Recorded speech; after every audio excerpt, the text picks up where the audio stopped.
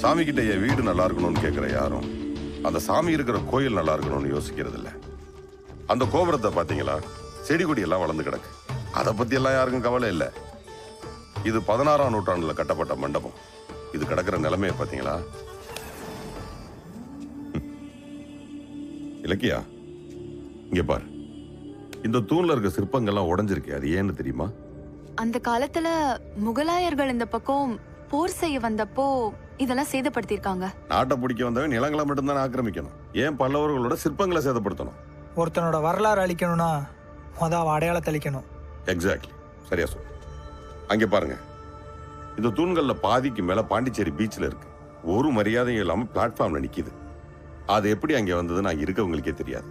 இப்படிதான் நம்ம தமிழ் கலாச்சாரமும் பண்பாடும் கொஞ்சம் கொஞ்சமா அழிஞ்சுக்கிட்டு